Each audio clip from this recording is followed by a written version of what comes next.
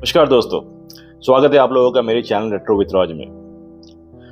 दोस्तों, सालों सालों से एक टॉपिक हमेशा से चर्चित में रहा है और वो है कि रफ़ी साहब और किशोर दा में बेहतर सिंगर कौन है। चाहे उनके फैंस हो या कोई बॉलीवुड के इंडस्ट्री के लोग हो या रियलिटी शो हो या फिर आपका मैगजीन्स हो, हर जगह इनके बारे में कुछ ना कुछ तो लिखने और पढ़ने को मिलता ही है हमें। इनके फैंस जो है वो अपना सुझाव प्रस्तुत करते हैं and at the same time जो इंडस्ट्री में जितने भी गॉसिप कॉलम है आपके, वो लोग अपना ओपिनियन शेयर करते हैं। दोस्तों, सच्चाई तो यह है कि ये दोनों इतने बड़े फनकार हैं, इन लोगों के बीच में कंपेयर करे तो कैसे करे।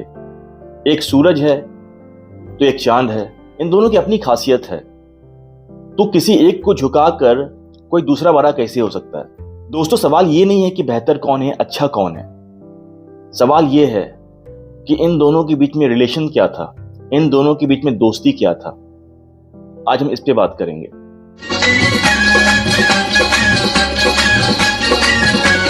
दोस्तों, 1950s और 1960s के एंड तक रफ़ी साहब was known as a undisputed singer.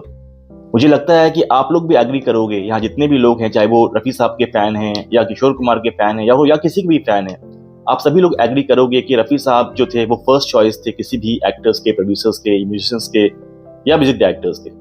और रफ़ी साहब was dominating each and every one. उनके गाने में जो वेरिएशंस था, रफ़ी साहब का जो वर्सिटैलिटी था, वो किसी और सिंगर में नहीं था, ये तो आप पक्का मानोगे। और रफ़ी साहब मुझे लगता है एकमात्र ऐसे सिंगर थे जो हर तरह का गाना गा सकते थे, चाहे वो आपका भक्ति हो, गजल हो, इमोशन सॉन्ग्स हो, रोमांटिक सॉन्ग हो, कोई भी तरह का गाना हो, रफ़ी साहब से बेहतर कोई गा नहीं सकता था। और फिर आता है आपका साल 1969, आराधना। और आराधना मूवी आने के बाद सब कुछ चेंज हो गया। जहां पर इंडस्ट्री में रफ़ी साहब फर्स्ट प्रायोरिटी थे, वहां पर इंडस्ट्री को नया सुपरस्टार मिल गया था किशोर कुमार के रूप में। अब यहीं से शुरू हो गया आपका कंपैरिजन। कंपैरिजन बस इस बात का था, बेहतर कौन है, हु इज द बेस्ट। पर इन दोनों के बीच में कभी भी ये कंपैरिजन का सिचुएशन नहीं आया। दुनिया हमेशा इन दोनों को कंपेयर करते रही, पर इन दोनों के बीच में अगर कुछ था तो वो था एक दूसरे के लिए म्यूचुअल रिस्पेक्ट, अंडरस्टैंडिंग। आज मैं आपके सामने में एक ऐसा किस्सा लेके आया हूं जहां पर किशोर कुमार रफ़ी साहब का पैर पकड़ पकड़ के बच्चों की तरह फूट फूट के रो रहे थे। आखिर पूरी कहानी क्या है, इसके बारे हम विस्तार से बात करते हैं। तो दोस्तों, मैं बात कर रहा हूं साल 1980 का। डेट है आपका 31 जुलाई। मुझे पता है आप जितने भी लोग आप लोग हैं सभी को पता है कि 31 जुलाई 1980 को क्या हुआ था। हमारे प्रिय सिंगर रफ़ी साहब का देहांत हो गया था। वो हमें हमेशा के लिए अलविदा कह के चले गए थे। और कहा जाता है कि उस दिन इतना बारिश हुआ था कि शायद भगवान भी फूट फूट के रो रहे थे कि उनका जो फेवरेट सिंगर है वो इस दुनिया को अलविदा कह रहा है। पूरे दुनिया से लोग आए थे बॉम्बे उस समय रफ़ी साहब का आखिरी पल कैप्चर करने के लिए।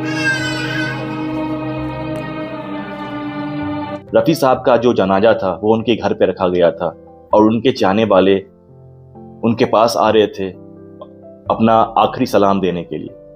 और उस समय लाखों लोग वहां मौजूद थे। सभी लोग चाह रहे थे कि एक झलक मुझे रफ़ी साहब का मिल जाए। इसी भीड़ में एक चेहरा दिखता है, वो चेहरा था किशोर कुमार का। सभी लोग वेट कर रहे थे बारी बारी कि अगर इनका हो जाएगा खत्म तो फिर रफ़ी साहब के जनाजे के पास जाके वो आखिरी सलाम देंगे। और जब किशोर कुमार का टाइम आता है तो वो अपने इमोशंस को कंट्रोल नहीं कर पाते हैं। एक रिसेंट इंटरव्यू में रफ़ी साहब के जो बेटे हैं शाहिद रफ़ी, वो बताते हैं कि जब किशोर कुमार रफ़ी साहब के जनाजे के पास पहुंचे तो वो बच्चों की तरफ फूट फूट के रो रहे थे, उनके पैर पकड़ कर, और बस एक ही बात बोल रहे थे, मेरा दोस्त चला गया, मेरा दोस्त चला गया। वो इतना रो रहे थे कि कहते हैं लोग कि उनको कंट्रोल करना बहुत मुश्किल हो गया था। तो दोस्तों, इससे तो साफ दिखता है कि इन दोनों के बीच में क्या रिलेशन था, इन दोनों एक दूसरे को कितना मानते थे, इन दोनों के बीच में कितना गहराई था।